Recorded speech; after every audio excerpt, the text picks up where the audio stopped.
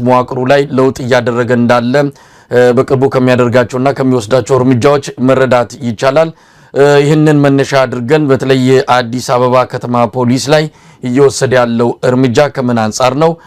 ምናልባትም የወታደራዊ አዛዥን ለአንድ የፖሊስ ተቋም ኃላፊ አድርጎ የሾመበት አሰራር ከወታደራዊ ጉዳይ ባለሙያ አንፃር እንዴት ይታያል የሚለውን እንግዲህ ከርሶ ማብራሪያ የምናገኝ ይመስለኛል። ሌላው የመካከለኛው ምስራቅ ቀውስ ነው። በከፍተኛ ደረጃ ተባብሷል። 3ኛ ሳምንቱ ላይ እንገኛለን። ይህንን በተመለከተም የተወሰኑ ሙያዊ ትንታኔ እንደሚሰጡኝ ጠብቃለሁ። የምንጀምረው ከአብይ አህመድ ሰሞንኛ እርምጃ ይሆናል። ቀደም ሲል እንደተጠቀስኩት የአዲስ አበባ ፖሊስ ኮሚሽን ኮሚሽነር አቶ ጌቱ አራጋውን አሰናብቷል። ሌተናል ጀነራል አስራት ዲኔሮን የአዲስ አበባ ፖሊስ ኮሚሽን ኮሚሽነር አድርጎ ሾሟል። 2 ምክትል ኮሚሽነሮችንም እንደዚሁ ሰይሟል። አንደኛው የሱ የግል ጠባቂ ነው ኮሚሽነር ሆኖ የተሾመው። በሌላ በኩል አቶ አሰፋ አብዩ የተባሉ የቀድሞ የፌዴራል ፖሊስ ኮሚሽን ኮሚሽነር በኢህአዴግ ዘመን ማለት ነው በከፍተኛ የሰብአዊ መብት ጥሰት የሚጠየቁ ናቸው። እኚህን ግለሰብ የብሔራዊ መረጃና ደህንነት አገልግሎት ምክትል ዳይሬክተር አድርጎ መሾሙን የተሰማው እነዚህ እንቅስቃሴዎቹ በዋናነት ውስጣዊ የደህንነት መዋቅሩን ለመከለስና ለመለዋወጥ እርምጃ መውሰዱን የሚያመላክቱ ውሳኔዎች ተደርገው ተወስደዋል። እንደው ሻለቃ ማሞ ብዙ ነገሮችን ልናነሳ እንችላለን። እንደ በዚህ ጥያቄ ላስቀድም፣ ወታደር ፖሊስ መሆን ይችላል ወይ? አመሰግናለሁ መሳይ። እኔ እንግዲህ እሱ ነው ትንሽ ኢንተረስቲንግ የሆነው ነገር እሱ ነው እና ሀገራችን ላይ ያው እንደዚህ ፕሮፌሽናሊዝም በቃ እየሞተ እየተመሰቃቀለ ሲሄድ ታየው። እንግዲህ ከደርግ በኋላ ከዛ በኋላ በኢህአዴግ ዘመን ጠቅላላ የሞተበትና የተመሰቃቀለበት ነው። በተለይ ሚሊተሪው አካባቢ አሁን ደግሞ ጭራሽን ሞቶ ሊቀበር ነው መሰለኝ። እና ፖሊስ ኢንጀነራል ወደ ውስጥ አሁን ወዳለው የፖሊስ መዋቅር ሳንገባ ፖሊስ እንግዲህ በቀደመው ዘመን 2 አይነት ፖሊስ ነው ያለው። አንደኛው ፖሊስ ሰላማዊ ፖሊስ የሚባለው ነው። ከዛ ደግሞ ፈጥኖ ደራሽ የሚባል አለ፣ ፓራሚሊተሪ ነው እና የእግረኛ ትምህርት ይማራል። እንደ እግረኛ በአስፈላጊ ጊዜ ፓራሚሊተሪ ስለሆነ የእግረኛ ውጊያ ይማራል። ከዛ ደግሞ ህግ አስከባሪ ሰላማዊ ፖሊስ አለ። መኮንኖቹ ግን ሲሰለጥኑ ድሮ አባዲና ኮሌጅ የሚባል አለ። እዛ በሚሰለጥኑበት ጊዜ ያው በሁለቱም ይሰለጥናሉ፣ በእግረኛ በፈጥኖ ደራሽነትና በሰላማዊ ፖሊስ በወንጀል ምርመራ በሌሎች ይሰለጥናሉና ፖሊስ እንግዲህ ህግ ይማራል።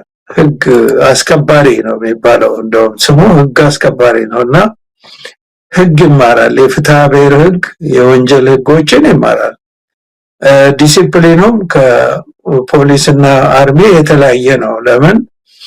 አርሚ ተዋጊ ነው፣ ፋይተር ነው እና የውጊያ ስልቶችን፣ የውጊያ ታክቲኮችን፣ የውጊያ ስልጠናዎችን ነው የሚያደርገው። ኮኔክሽን ሁሉ እንትን ጋር ነው፣ ከጠላት ወገን ብሎ ነው የሚለማመደውም እና በእርግጥ በስቴት ኦፍ ኢመርጀንሲ ጊዜ አደጋ፣ የተፈጥሮ አደጋ ሲደርስ ያው በብዙ ሀገር እንደሚታየው እንደማንኛቸውም እንትን ለአደጋ ይደርሳል።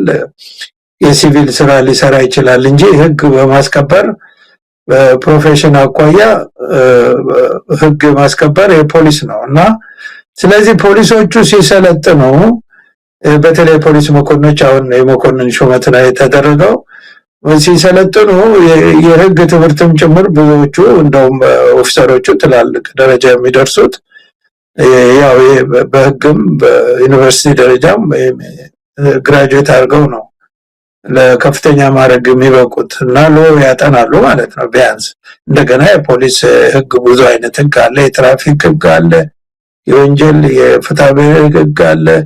ልዩ ህጎችን ከፍርድ ቤት ጋር የተገናኘ ስራ ነው የሚሰሩት ፖሊስ ጣቢያዎቹ እና ስለዚህ በድሮ ጊዜ ከፖሊስ ፈጥኖ ደራሽ ወደ ጦር ሰራዊት መጣው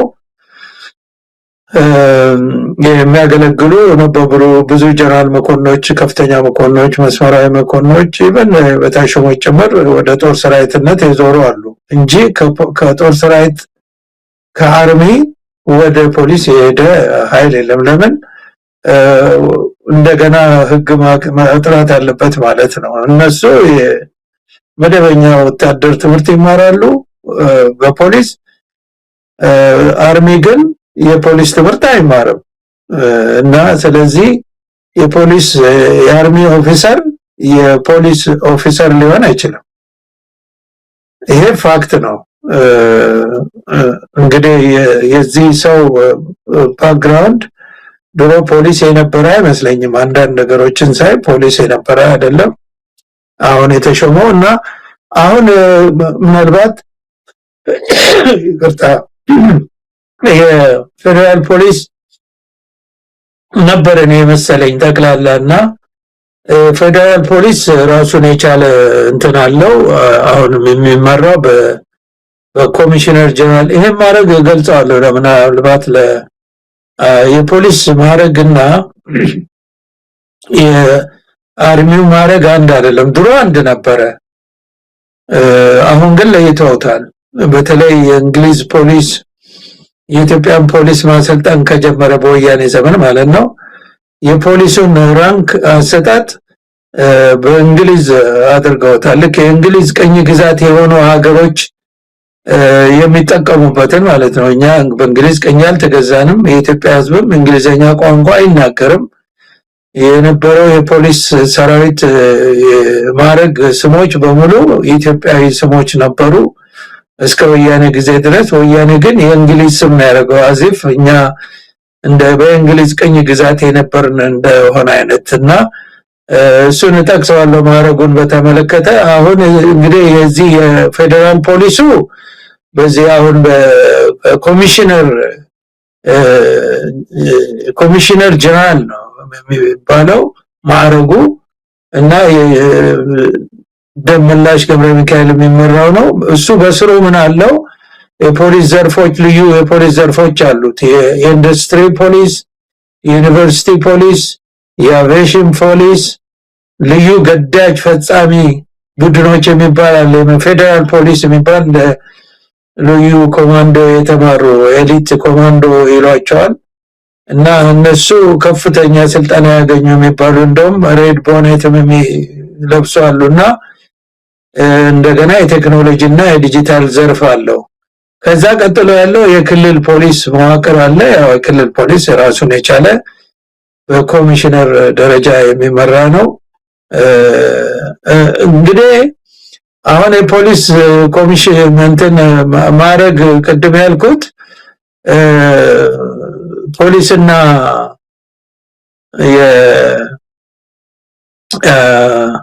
የአርሚው የተለያየ ነው። አሁን ለንጽጽር እንዲያመች ለተመልካቾች የዋናው ትልቁ እንግዲህ ኮሚሽነር ጀነራል የሚባል ነው ትልቁ ማዕረግ። ያ ማለት ወደ አርሚው ሲመነዘር ፊልድ ማርሻል እንደማለት ነው። ከዛ ምክትል ኮሚሽነር ጀነራል የሚባል አለ። ዴፕቲ ኮሚሽነር ጀነራል የሚባለው እሱ የጀነራል ፎር ስታር ነው በአርሚ ሲመነዘር። ኮሚሽነር ብቻ የሚባለው ደግሞ እሱ ሌፍተናንት ጀነራል ነው። ምክትል ኮሚሽነር የሚባለው ደግሞ ሜጀር ጀነራል ነው። ረዳት ኮሚሽነር የሚባለው ብርጋዴር ጀነራል ነው ሲመነዘር ማለት ነው። እና ከዛ በታች ያለው ዋና ኮማንደር ይባላል። እሱ እንደ ሌተና ኮሎኔል፣ ኮማንደር፣ ሻለቃ፣ ምክትል ኮማንደር እንደዚህ እያለ ነው የሚወርደው። እና በጣም የሚገርመው ቅድም የጠቀስኩት ይሄ በእንግሊዝ ቅኝ ግዛት ሳንሆን የኛ ጊዜ የነበረው 10 አለቃ 50 አለቃ ምናልባት በልጅነት ደርሰበት እንደሆነ አላውቅም። ፖሊሶች 10 አለቃ 50 አለቃ ነው የሚባለው የነበረው። አሁን ምን ብለዋል? ዋና ሳጅን ቺፍ ሰርጀንት የሚባለው ማለት ነው። ሳጅን ብለዋል። ሰርጀንት ነው የሚባለው በእንግሊዝ። ምክትል ሳጅን ዴፕቲ ሰርጀንት የሚለው ነው። ረዳት ሳጅን አሲስታንት ሰርጀንት የሚለው ነው። ኮንስታብል የሚባለው እዚህ እንግሊዝ ሀገር እንግዲህ እንትን ነው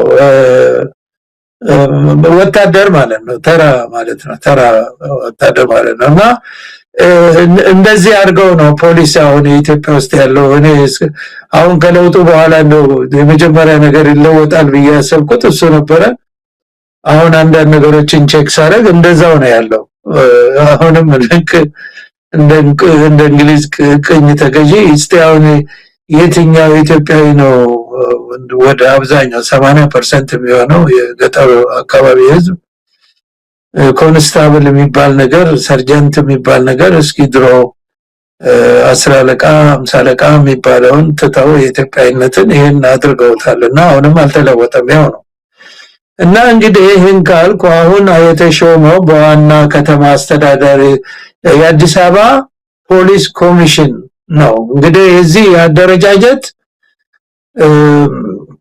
ቶፕ ሊደርሺፑ አሁን ሌተና ጀነራል አስራት ዴኔሮ ነው። ምክትል ኮሚሽነሮች ረዳት ኮሚሽነር ቶፊቅ መደድ እና አቶ እርዝቅ ኢሳ የሚባሉ ናቸውና የኮሚሽኑ ስራዎች በዋናነት እንግዲህ በአዲስ አበባ በሚገኙ 11ዱም ክፍለ ከተሞች ለምሳሌ አዲስ አበባ ኮልፌ ቀራኒዮ ምናምን ይልና የፖሊስ ጣቢያዎች በእያንዳንዱ ክፍለ ከተማ ስር የሚገኙ በቀጥታ ከህብረተሰቡ ጋር የሚገኙ ቅድም ያልኩት ነገር ነው። የፖሊስ ስራ ነው ጠቅላላ። እና የትራፊክ ቁጥጥር መምሪያ ይባላል፣ ወንጀል መከላከል መምሪያ ያለው የአዲስ አበባ ፖሊስ ኮሌጅ አለው። እና እንደዚህ ይልና ምን ይላል ተጠሪነቱ የአዲስ አበባ ፖሊስ ኮሚሽን ተጠሪነቱ ለከተማው ከንቲባ ለከተማው አስተዳደሩ ነው ይላል። ቢሆንም ይልና ከፌደራል ፖሊስ ጋር በቅንጅትና በጋራ የሚሰሩባቸው ስልታዊ ግንኙነቶች አሉ ይላል። እንግዲህ አሁን የተሾመው ሌተና ጀነራል የአርሚ እንደዚህ ይሄን ሊሰራ ነው ማለት ነው። እንደተባለው አርሚ ጀነራል ከተሾመ የራሱ መዋቅር ዘርግቶ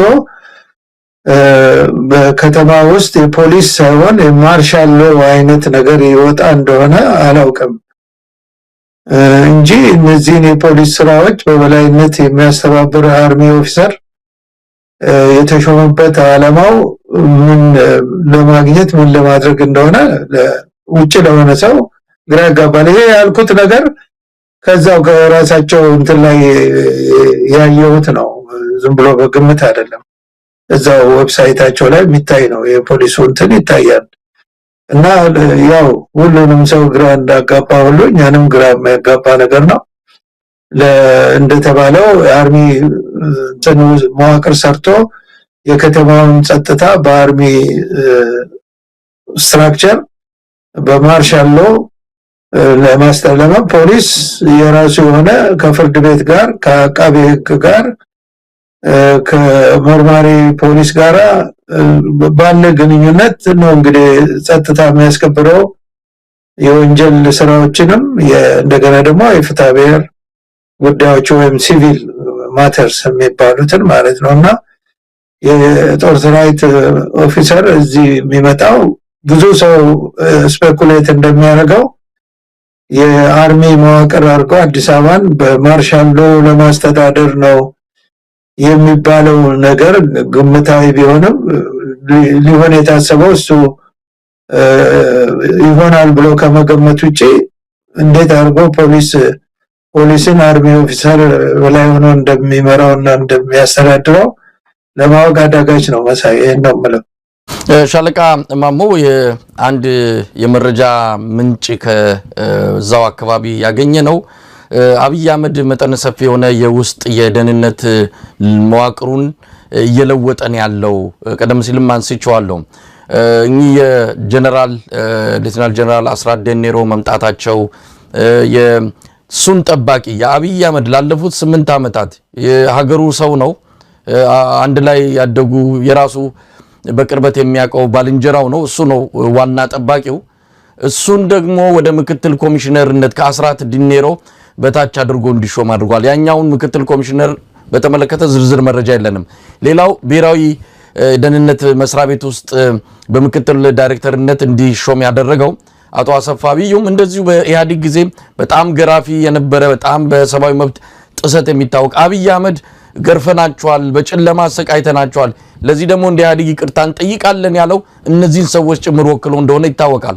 አሁን መልሶ ገራፊዎቹን አምጥቷል።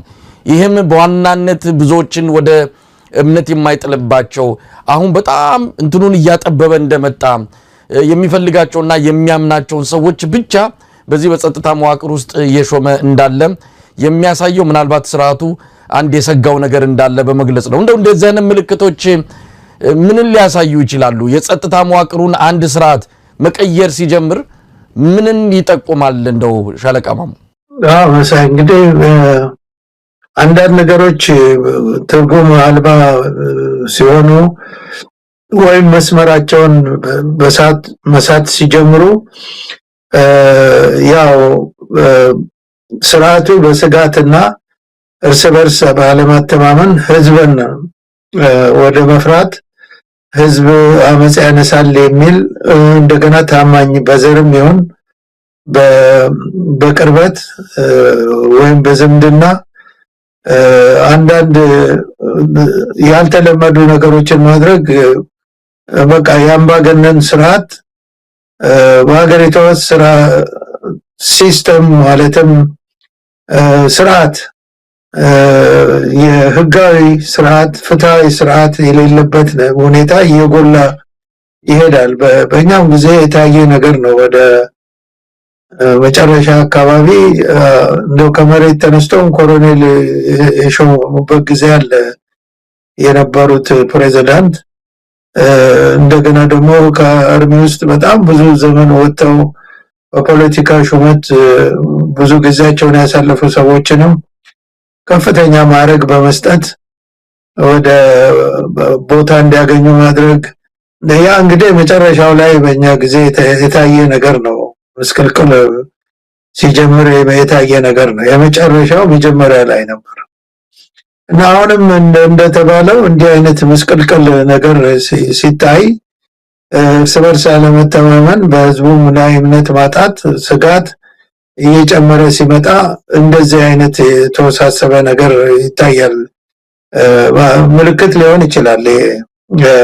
እነዚህ ሰዎች ጥሩ ታዛዦች ያሏቸውን የሚፈጽሙ ታማኞች፣ አጎብዳጆች እና ፈሪዎች ወይም ደግሞ በሆነ ነገር ብላክሜል የተደረጉትን ጭምር ማቅረብ ይጀምራሉ። አምባገነን አገዛዞች ከህዝብ ጋር ሆድና ጀርባ ሲሆኑ እንዲህ አይነት ነገሮችን መስራት ይጀምራሉ። ይሄ ሊሆን ይችላል እና የሚታይ ነው የሚሆነው። ግን ኢን ፕሪንሲፕል ጦር ሰራዊት፣ አርሚ ኦፊሰር፣ የፖሊስ ስትራክቸር የፖሊስ ተቋምን ማዘዝ አይችልም፣ አግባቡም አይደለም፣ ሊዋሃድም የሚችል ነገር አይደለም። ከትሬንዱም ከእውቀቱም አኳያ ኦፍ ኮርስ ከታች ያሉ ብራንቾች ስራውን ሊሰሩ ይችላሉ። በምንድነው በቀጠና ደረጃ ያሉ በወረዳ ደረጃ ያሉ የፖሊስ እንትኖች አስተባባሪዎች ስራውን ሊሰሩ ይችላሉ። ግን አንድ መሪ ቁጭ ብሎ ገለጻ ሲደረግለት እንኳን እነዛ የሚገልጹትን ነገር በሚገባ መረዳት ካልቻለ ለምሳሌ በየወረዳው ያሉ የፖሊስ እንትኖች በየዞኑ ያሉት የፖሊስ ሪፖርት ሲመጣ የወንጀል የፍትሐብሔር የፍርድ ቤት ቀጠሮ የሌሎች እንትንም ሊኖር ይችላል። ምንድነው እንደ ፖሊስ እኮ ሌላው ደግሞ የወህኒ ቤት ጥበቃ የሚባል ነበር ድሮ እስር ቤት የሚጠብቀው እነሱም ሌላ ብራንች ነው በፖሊስ ሰራዊት ውስጥ። እንግዲህ ሻለቃ ማሞ ወደ እለቱ ዋናም ጉዳይ እንግባ። በዋናነት የዚህ የመካከለኛው ምስራቅን ቀውስ በተመለከተ እንደው ከወታደራዊ ባለሙያ አንፃር እንዴት እንየው የሚል ነው። ቅዳሜ ለት ነው ባለፈው ሳምንት የተጀመረው እስራኤልና አሜሪካን የኢራንን መንፈሳዊና ጠቅላላው መሪ አያቶላ አሊ ሐሚኒን ከገደሉ በኋላ ነገሩ ያው ወደ ለየለት ገብቶ ያው 15 ቀን ደፍኗል። እንዴት እየተከታተሉት ነው? እንግዲህ እግረኛ የሌለበት እግረኛና የዘመኑ ቴክኖሎጂ ያፈራቸው መሳሪያዎች ጥቅም ላይ ዋሉበት ማለት እንችላለን። አቅም ያላቸው ፈርጣማ ጡንቻ ያላቸው እና አሜሪካና እስራኤል ያላቸውን አቅም ያሳዩበት ነው። ኢራንም የዋዛ አይደለችም። እንግዲህ ይሄን ያህል ጊዜ ተቋቁማ ቆይታለች። ለማንኛውም እንዳለ ወታደራዊ ባለሙያ አጠቃላይ ሁኔታው እንዴት እየተከታተሉት ነው ሻለቃ ማሙ? ይሄንን በጣም ኢንተረስቲንግ ነው። ይሄ አንደኛ የዓለም ጉዳይ ነው። ኢንተረስቲንግ መሆኑ ደግሞ ሁላችንን የሚመለከት ስለሆነ ነው። እኛንም በዚህ በውጭ ያለነውም ሀገራችንንም አጠቃላይ ዓለምን የተመለከተ ትልቅ ጉዳይ ነው። በጣም ትልቅ ጉዳይ ነው። እዚህ ማዕከለኛው ምስራቅ ላይ የተፈጠረ ነገር ሁሉ ጊዜ እሳቱ የትም ነው የሚደርሰው። ያውኑ ደግሞ በጣም የባሰ ነው። ለምን? በጣም ስትራቴጂክ ቦታ ነው ኢራን ያለችው። እንደገና ደግሞ ትልቅ ሀገር ነው። ፖፑሌሽኑ ወደ 100 ሚሊዮን የሚጠጋ ነው። 97 ሚሊዮን ነው የዚህ ሀገር ፖፑሌሽን እና ያው እስላሞች ናቸው ማለት መንግስታዊ ስርዓታቸው ለየት ያለ ነው። ሌላው ሀገር ያው ቲዮክራሲ ነው። ከዲሞክራሲ ኦፖዚት ማለት ነው። የሚደረገው ሀገሪቷ ፖለቲካ በሙሉ በሪሊጂየስ ሊደርስ ነው። እንትኖች በእስላሚክ ሪሊጂየስ ሊደርስ በካህናቱ ማለት በእስላሞች እንትን ናቸው የሚመሩት ሀገሪቷን። እነሱ እየተመረጡ ነው እና ሃይማኖት ነው፣ ፖለቲካው ሃይማኖት ነው እና 98% የሚሆነው እስላም ነው። ከእስላም ደግሞ 95% ሺዓ የሚባለው እስላም ነው። እንግዲህ በዓለም ላይ ትልቁ ፖፑሌሽን እስላም ሱኒ ነው እና 95% የሚሆነው ደግሞ ሺዓ ነው። የዚህ ሀገር ህዝብ ያው ትልቁ የሺዓ እምነት ተከታይ ኢራን ነች። በብዙ ሀገራት በኢራቅም በሌላም ቢኖሩም ማይኖሪቲ ማለት በዛ ደረጃ ነው። ኢራቅ ውስጥ ማጆሪቲ ናቸው ሺዓዎች፣ ሺዓ እስላሞች። ግን ሱኒ እስላም የነበረው ሳዳም ሁሴን ነበር የሚገዛቸው የማይኖሪቲው ክፍል እና ይቺ ሀገር ታላቅ ሀገር ነው። ፐርሺያም ይታወቃል በታሪክ በጥንት ታሪክ እስከ በእኛ ሀገር አቆጣጠር እስከ 71 ወይ በፈረንጅ 79 ድረስ በንጉስ ነበር የሚገዙት። በንጉስ ብቻ ሳይሆን ንጉሰ ነገስት ነበር። ሻህና ሻህ ይባላል በእነሱ። ንጉሰ ነገስት ነው፣ እንደኛ ነው እና ከኛ ሀገር ከግርማዊ ቀዳማዊ ኃይለ ሥላሴ ንጉስ ነገስት ኢትዮጵያ ጋራ ቅርብ ወዳጅ ነበሩ። ያው ብዙ ይታያል ታሪክ። የእኛን ሀገር ይጎበኙ ነበር፣ እኛም ንጉስ ይጎበኙ ነበር ኢራንን። እና ከዛ በኋላ እንግዲህ በእስላሚክ ሪቮሉሽን ነው እንትን ንጉሱን አባረው ከዛ በኋላ ነው ይሄ ቴዎክራሲ የሆነው የሀገሪቱ አመራር። አሁን በቅርቡ እንግዲህ የተገደሉት 2026 የተገደሉት መሪ ሁለተኛ መሪ ናቸው። ከዛ በፊት አንድ ሌላ አያቶላ ነበር። አሁን ሁለተኛ ናቸው የተገደሉት። 36 ዓመት ማለት 36 ዓመት ነው። ከ89 ጀምሮ ለ36 ዓመት ነው የመሩት ሀገሪቷን። ሱፕሪም ሊደር ነው የሚሏቸው። አሁን እየመራ ያለው የእሳቸው ልጅ ነው። ያው ኒውስ ላይ ሁሉ ሰው የሚከታተለው ነው። ያው በአማርኛ ስለምንናገረው ነው እንጂ የእሳቸው ልጅ ነው። አሁን ያው ከሁለት ቀን በፊት መሪ ሆኖ ሱፕሪም ሊደር ብሎ የሰየሙት። ኤክስፐርት የሚባለው ለ88 ካውንስል አለው። እነሱ ተሰብስበው ነው የሚመርጡት ነው የሚባለው። እነሱ ናቸው የመረጡት። በጣም የሚገርመው ይሄ ልጃቸው በድምጽም በምስልም እስካሁን አልታየም። እንግዲህ ወደ 56 ነው 57 ዓመቱ ነው እድሜው ግን የሚባለው በዛ እነሱ አባቱም እናቱም እንደገና የሱ ሚስት ጭምር መሰለኝ የተገደሉት በተገደሉበት ጊዜ ቆስለዋል። አሁን የተሾመው ቆስለዋል እና ይሄ ሩመር ነበር፣ ግን አሁን ተረጋግጧል። የኢራን አምባሳደር ሳይፕረስ አረጋግጧል። ይሄን እግሩ ላይና እጁ ላይ ቆስሏል ያሁኑ መሪ። ለዚህ ነው እንትን ላይ የማይወጣውና እንደው ይሄንን መግቢያ ያህል ካልኩኝ አሁን የሀገሪቷ ጂኦግራፊን በተመለከተ ይሄ ፐርሺያን ጎልፍ የሚባለው ባህር ወይም አረቢያን ጎልፍ ይባላል፣ ግን ፐርሺያን ጎልፍ ነው የሚባለው። ወደ ውስጥ የገባ ነው ከጎልፍ ኦፍ ኦማን ከዛ ደግሞ ወደ ሜዲትራኒያን ባህር ለመውጣትም ወደ ኢንዲያን ኦሽንም ለመውጣት ይሄ በዚህ በኩል ነው፣ በዚህ በፐርሺያን ጎልፍ አልፎ ነው እና ኢራን በስተምዕራብ በኩል ስትሆን በስተምስራቅ በኩል ስትሆን በስተምዕራብ በኩል ደግሞ በዚህ በፐርሺያን ጎልፍ ያሉ ሀገሮች አሉ፣ የዚህ ጎልፍ ሀገሮች ማለት ነው። እነዚህ የጎልፍ ሀገሮች ዩኤኢ ኤሚራት ማለት ነው፣ ኳታር፣ ባህሬን እና ኩዌት እነዚህ በመደዳ በወዲህኛው በምዕራቡ በኩል ሲሆን በምስራቁ በኩል ደግሞ እሷ አለች ማለት ነው፣ ኢራን አለች። በጣም ትልቅ ሀገር ስለሆነ በመካከላቸው ባህሩ አለ። ይሄንን ወደ 2000 ኪሎ ሜትር የሚሆን ኮስት ላይን ኢራን ትሸፍነዋለች ማለት ነው። በማዶ በኩል ማፑ ላይ ካያቸው በማዶ በኩል ትሸፍነዋለች እና በዚህ በኩል ያሉት እነዚህ አራት ሀገሮች ደግሞ መርከቦቻቸው በዛ ነው የሚያልፉት ማለት ነው። ይሄ አንዱ ነው።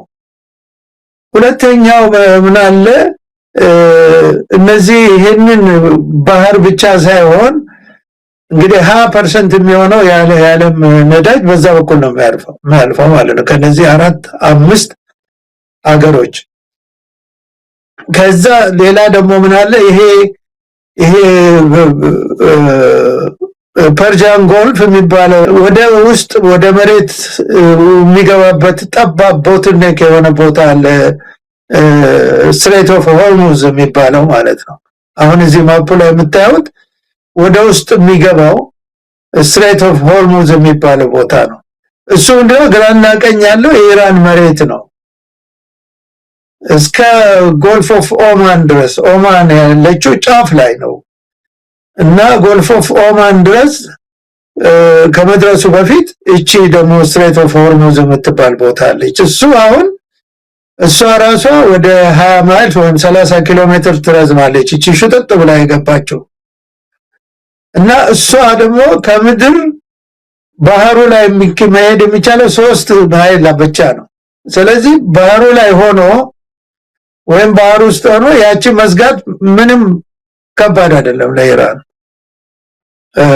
እና እሷን ካላለፉ እቺ ወደ ውስጥ የገባችውን ካላለፉ ወደ ጎልፍ ኦፍ ኦማን መድረስ አይቻልም። እንግዲህ በጎልፍ ኦፍ ኦማን አድርጎ ከዛ በኋላ ነው ጎልፍ ኦፍ ኤደን ከኤደን በኋላ ነው ወደ ቀይ ባህር የሚገባው ወይም ደግሞ ወደ ኢንዲያን ኦሽን መሄድ የሚቻለው እና አሁን እሱ ነው የዘጋችው ኢራን ማለት ነው። ኦማን ተርፋለች ጫፍ ላይ ስለሆነች መርከቦቿ ተነስቶ ከንትን አልፋ ነው ያለችው ኦማን፣ ከስትሬት ኦፍ ሆርሙዝ አልፋ ነው ያለችው ኦማን እና እሷ ምንም ችግር የለባትም። ሳውዲ አረቢያ ደግሞ በአንድ በኩል በቀይ ባህር በኩል በጎልፍ ኦፍ ኤደን በኩል ስላላት ፖርት ሳውዲ አረቢያም አፌክት አያረጋትም እና አሁን አፌክት የተደረጉት ዩኤኢ፣ ኳታር፣ ባህሬን እና ኩዌት ናቸው ማለት ነው።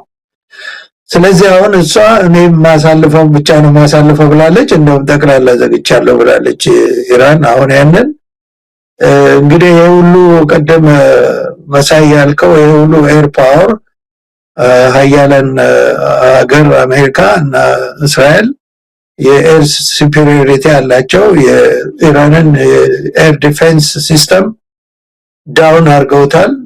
ስለዚህ ፍሪሊ ሀገራቸውን ሙሉ በሙሉ እየበረሩ ይደበድባሉ፣ ጉዳት ያደርሳሉ። ነገር ግን አሁን ወዴት ተለወጠ ማለት ነው?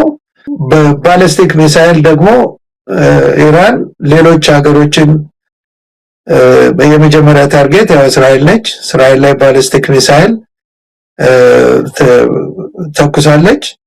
ኢራን እንግዲህ ባሊስቲክ ሚሳይል የምትተኩሰው በኢራን ውስጥ በሀገሪቷ በጣም ሰፊ ቆዳ ስፋት ያላት ሀገር ነች። በሀገሪቷ ውስጥ በሙሉ በምድር ውስጥ የተሰሩ የባሊስቲክ ሚሳይል ማምረቻ እና እንደገና ደግሞ ላውንች ማድረጊያ አንደርግራውንድ ታናል እና አንደርግራውንድ የተሞላ ሀገር ነው። በጣም ረጅም ዘመናት ይሄንን ሲሰሩ የኖሩ ናቸው። እንዲህ በቀላሉ እንትን ሊሆን አይችልም። እና እንግዲህ አሁን እዚህ ሀገር ጋር ነው ጦርነት የተከፈተው። በወታደራዊ ኃይል በኩል ኢራን በጣም ከፍተኛ የእግረኛ ሰራዊት ማለት ሚሊተሪ ፎርስ አላት። ወደ 610,000 አክቲቭ ዲዩቲ ትሩፕ አላት እና ሪዘርቭ ወደ 350,000 አላት። ኤሊት ፎርስ ወደ 190,000 አሁን ብዙ ጊዜ ትኩረት አድርገው እየደበደብን ነው የሚሉት በጣም ኤሊት ፎርስ የሚባል ሬቮሉሽነሪ ጋርድ አለ። የኢራን ሬቮሉሽነሪ ጋርድ የሚባል በጣም የሚፈራ ኃይል ነው። ኃይል ትሬንድ ነው። ኤሊት ፎርስ ነው። በሚገባ የታጠቀ ነው። ይሄ ፎርስ አለ እና ኦልሞስት ሚሊየን ትሩፕ ያላት ሀገር ነች። በእግረኛ ሰራዊት እንደዚህ የምትሞከር ሀገር አይደለችም። ትልቅ ሀገር ነች እና አሁን እንግዲህ ትልቁ ነገር አሁን ጦርነት ሲጀመር ያው ስንት እግረኛ ሰራዊት አለው፣ ስንት መሳሪያ አለው፣ ባሊስቲክ ሚሳይል፣ ክሩዝ ሚሳይል፣ ተዋጊ አውሮፕላን፣ ኤር ዲፌንስ ሲስተም እንዲህ ብለህ ሂሳብ ሰርተህ ነው የሚገባው።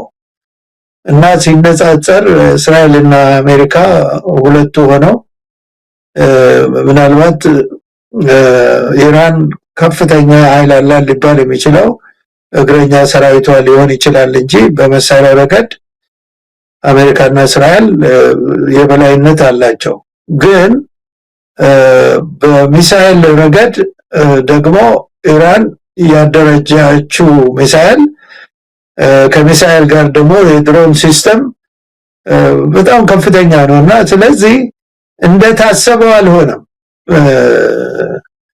ባሊስቲክ ሚሳኤል የሰራችው ብዙ አይነት ባሊስቲክ ሚሳኤል